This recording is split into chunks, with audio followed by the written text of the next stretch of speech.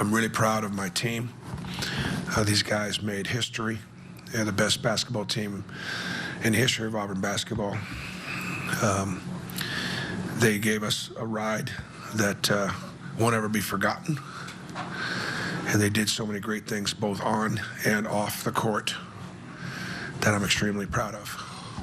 Played beautiful basketball in the first half.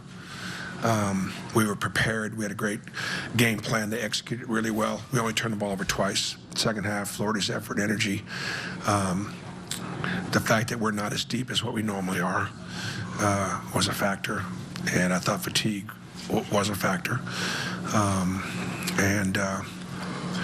As a result, we weren't able to maintain control of the game, which I think if we had taken care of the basketball a little bit, not turned it over and given those so many easy ones, we could have been in position to win the basketball game. We'll take some questions now for Dylan, Denver, and Janai. First one is third row to the right. KJ Dole, KRGV, this is for Janai. It looked like you and Charles Barkley were able to share a moment as you were leaving the court. Just what did he share with you in that moment, and what's he meant to you as a supporter of this program? He just, thanked me for what I've done for Auburn. Told me to keep my head high. And it was just coming from a guy like who submitted himself in Auburn history means a lot. Next question's up front on the left side.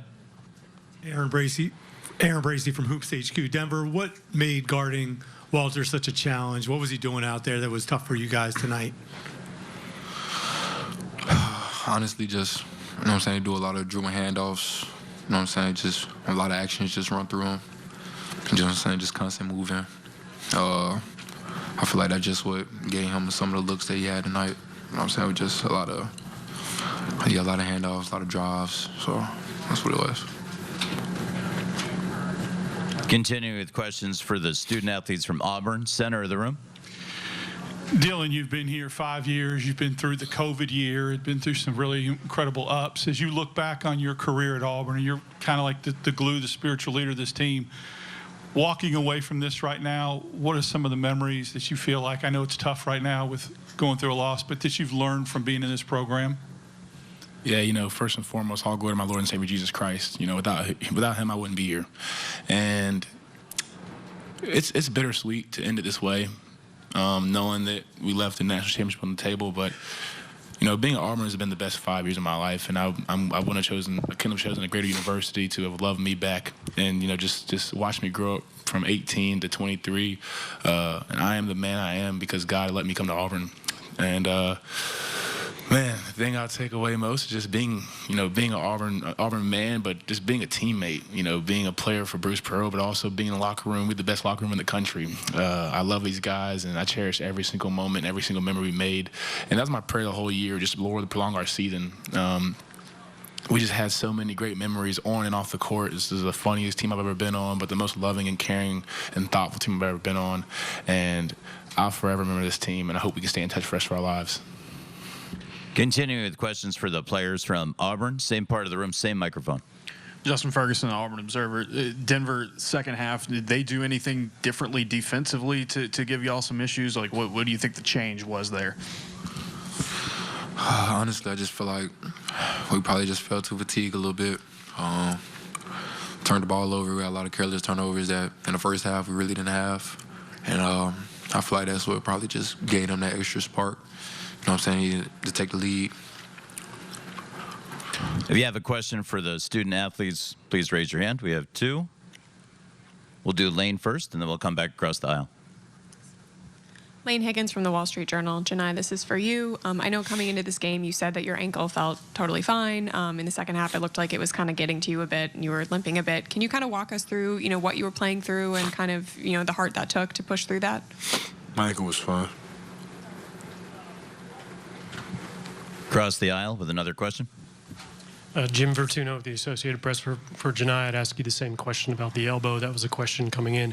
It looked at times like maybe it was bothering you, but you seem to still be able to do just about everything. Also, the second part is, what did they do defensively to deny you shots in the second half? My elbow felt fine going into the game. Obviously, I mean, here and there it would bother me a little bit, but I mean, nothing that I couldn't play with.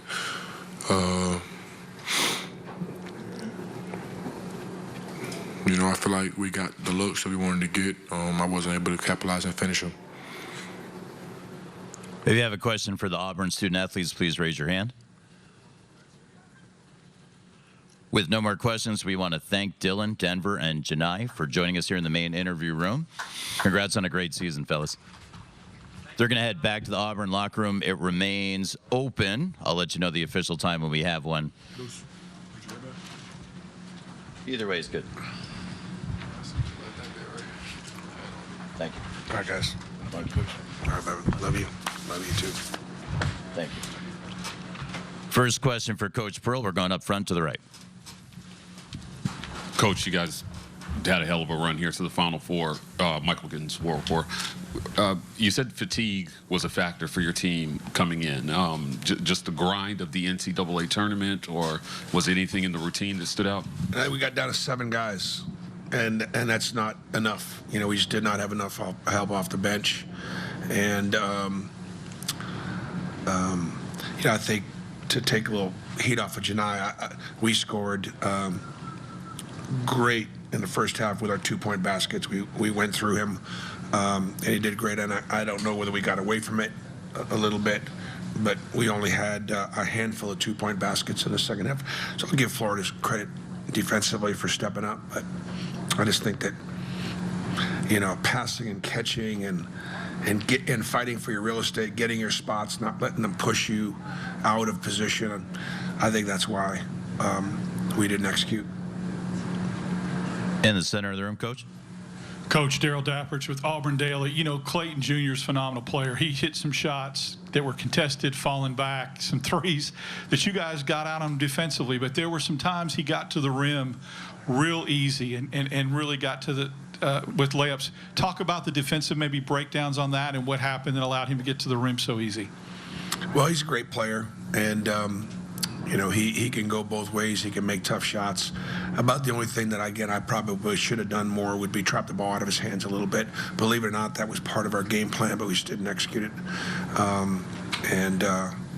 You know, like just sort of, I guess sort of you say all things are kind of equal, and you know, Clayton was the difference. I mean, he was just flat out the difference because we couldn't contain him down that end, but.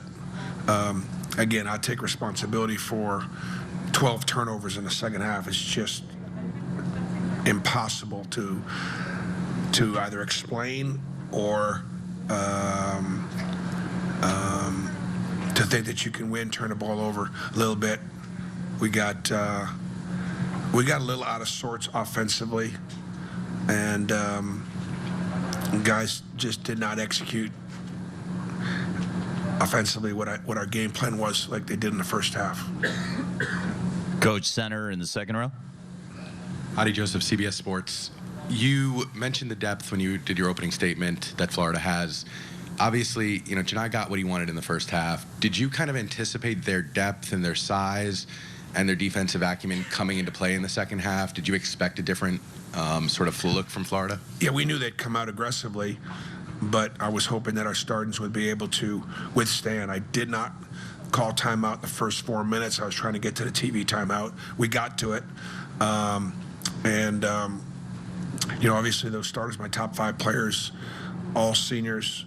And, you know, I just think that, again, we came out offensively and we didn't run some of the things that we had talked about running the way we talked about running them. And so just 12 turnovers, bad execution, bad decision-making, bad passing, catching. Took a lot of shots that we did not want to take. To the right of the aisle. And the fourth row.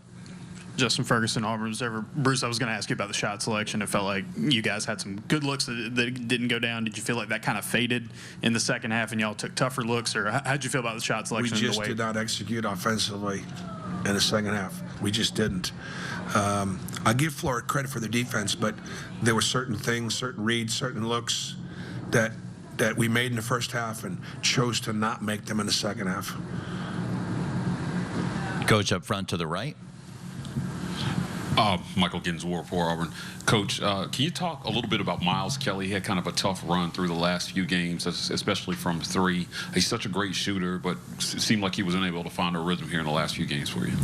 Well, I mean, they did a great job of extending his catches, and they recognize what a dangerous shooter, Miles is, and so, not banging down some of those shots. He got a couple in the first half, and again, felt like we had a really nice. We scored 48 points in the first half, right? 46. We just had a great rhythm, and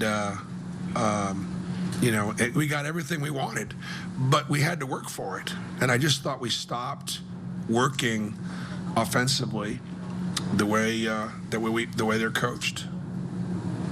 Final question for Coach Pearl, all the way in the back on the right side. Bruce, JoeGoodmanAO.com. Janai Broome was not himself in the second half, clearly compromised with the injury, banged up. 3 points in the second half, 1 of 4 from the field, 1 of 5 from the free throw line.